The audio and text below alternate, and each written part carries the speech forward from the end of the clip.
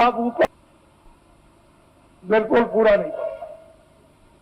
जजों का supreme court के पूरा नहीं, हाई कोर्ट के पूरा नहीं, डिस्ट्रिक्टों का पूरा नहीं, डीएम का पूरा नहीं, एसपी का पूरा नहीं, और इनका पूरा नहीं और उनका पूरा नहीं, तो छोटे कर्मचारियों का उनका तो बिल्कुल ही पूरा, क्योंकि महंगाई तो सब पर समान है और टैक्स भी सब पर समान है।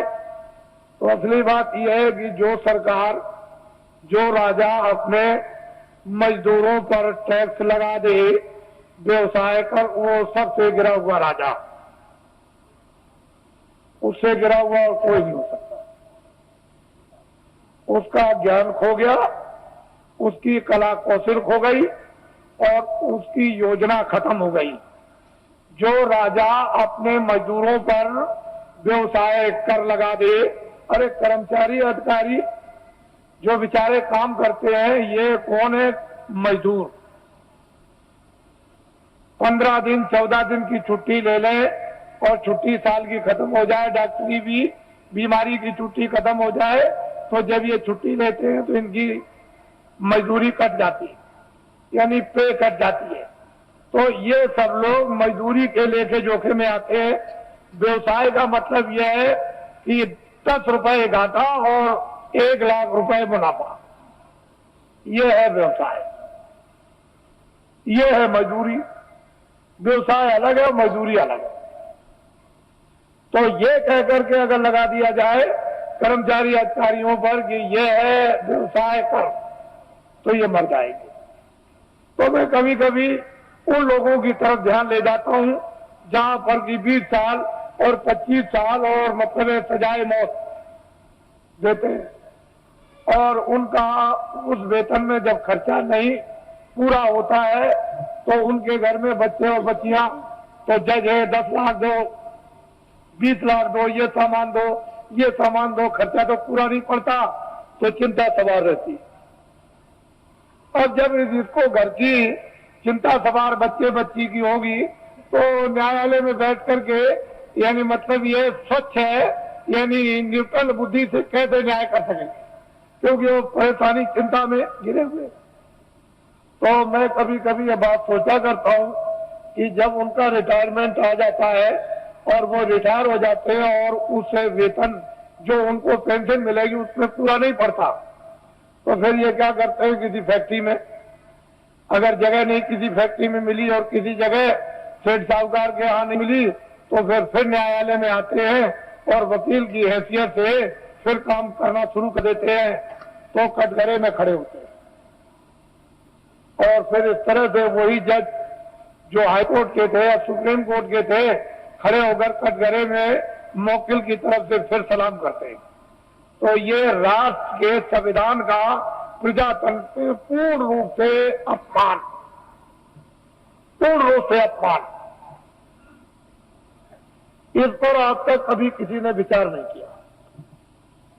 ये भारतीय प्रजातंत्र का पूर्ण रूप से अपमान।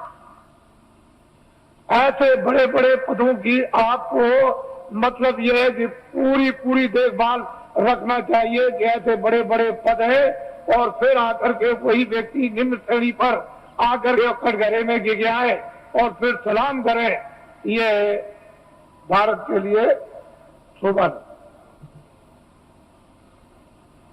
तो मेरे पास इसकी भी योजना है, इसको आप ध्यान में रखिए और ये कभी न कभी लागू हो जाएगी। पूरी योजना है, कभी लागू हो जाएगी।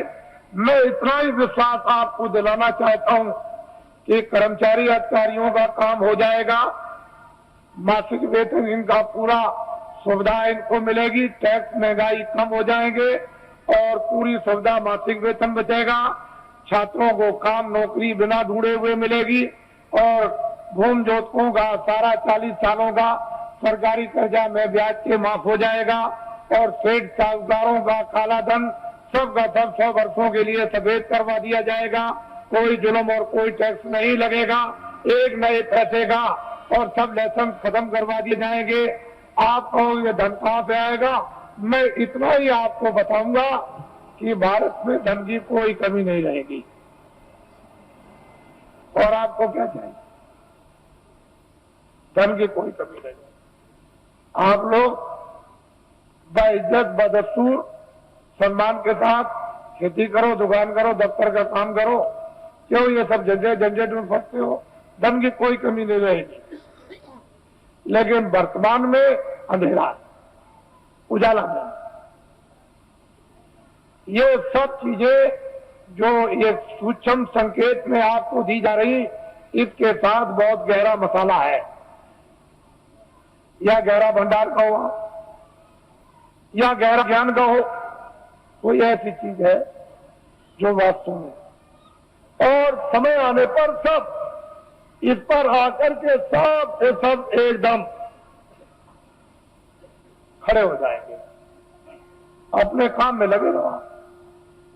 देखो ईश्वर का चमत्कार, अरे खुदा की खुदाइयत का करिश्मा, जरा देखो, उसका इंतजार तो करना ही पड़ेगा।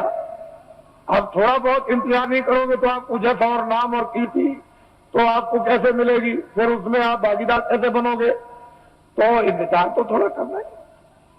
परिवर्तन का जब इतिहास बनता है तो इंतजार के साथ इतिहास बनता। वैसे तो रावण मरवा दिया जाता, महाभारत कहीं भी किसी कोने में बैठ के करवा दिया जाता, लेकिन मतलब है कि इंतजारी के साथ इतिहास नहीं बनता। इतिहास तब बनता है इंतजारी के साथ, काम के साथ। काम जो है वो इंतजारी है, आपको ये मालूम। तो मैं नामदान दूंगा अब आपको, क्योंकि ये भी इच्छा लेकर आए हैं कि चलो आज जल्दी पहुंचे। कल ही आ गए थे, समय ज्यादा हो गया था, तो कल मैं नामदान रात को नहीं दे सका, इसलिए कई एक काम रात को करने थे। तो अब आप नामदान विधिवत ले लीजिए और ये संकल्प लेकर के यहां से जाइए कि चाहे मुझे 1 मिनट देना हो चाहे 2 मिनट। वैसे तो मैं आपसे 1 घंटे 24 घंटों में मांगता हूं कि 1 घंटे आप 24 घंटे में रिजर्व कर लो अपना, सबके सब, और उसमें 2 मिनट शाम को, 2 मिनट दोपहर को, 5 मिनट इससे और 5 मिनट अब, और जब भी आपको समय मिल जाए तो पूरे सब दिन भर के मिनट मिलाकर 1 घंटा जोड़ लो। 23 घंटे सबका, घर के गृहस्थी के सोना ये वो सब, ये आप इसमें लगा दीजिए। 1 घंटे में ये काम आप भगवान का, आत्म जागृति का और भजन, और 23 घंटे। अब इससे और सप्ताह आपको क्या नहीं। और फिर ये भी आपको बताया कि लेट के, बैठ के, खड़े होके, कुर्सी पर, चारपाई पर, स्नान करो मत करो, जहां जिस समय मौका मिल जाए 2 मिनट उसकी मजदूरी मिल जाएगी। मेहनत की 4 मिनट, 10-15 मिनट, तो आप नहीं कर सकोगे तो जम की खाओगे जूतियां। जम की जूतियों में इतने कांटे हैं, इतने तीक्ष्ण उसकी धारा है, काटने की जूतियां जब पड़ती हैं, बड़े बड़े बादशाह चक्रवर्ती वहां आज भी पीटे जा रहे हैं, आपको नहीं मालूम। ऐसी जम की जूतियां हैं, वो किसी को छोड़ता नहीं। तो आप लीजिए नामदान, इसको कहते हैं अरे गुरु मंत्र दे दीजिए, दीक्षा दे दीजिए, और मतलब ये दे दीजिए, सब कुछ नहीं। कलयुग में नामदान, जीवात्मा दोनों आंखों के बीचों बीच में बैठी हुई, उसका दान, वो क्या है? नाम दान, जीवात्मा का नाम दान, ये सर्वोपरि दान है, इससे बढ़ के कोई दान नहीं। तो नामदान लीजिए, और नामदान के साथ साथ में ये संकल्प बोलना है अपने मन ही मन में, चिल्लाना नहीं कि हम अपनी बुराई दे देंगे। जो हमारे पाप है, मन से, आंखों से, कान से जो अंदर जमा है, वो हम सब अर्पण करते हैं। ये तो दीजिए दान, और अच्छी चीज दीजिए आप। 10 मिनट सुमरन में, 10 मिनट ध्यान में, और आधा घंटा भजन में। 50 मिनट में 10 मिनट और रह गए अभी, तो आपको ये जानना चाहिए कि आप 1 घंटा दे, तो ये काम सुलभ सीधा अभी हो जाए। अब कहीं भी कोई बंधन नहीं है किसी तरह का भी, लेकिन बंधन किस बात का है कि 24 घंटे में आपको समय देना, ये तो बंधन है, बाकी बंधन नहीं है। ये जरूर बंधन है कि नशीली वस्तुएं आप सेवन मत करना, और जितना भी घी, दूध, फल और फ्रूट और अनाज है उसको दिन में 100 बार खाओ, लेकिन गंदी वस्तु खाना।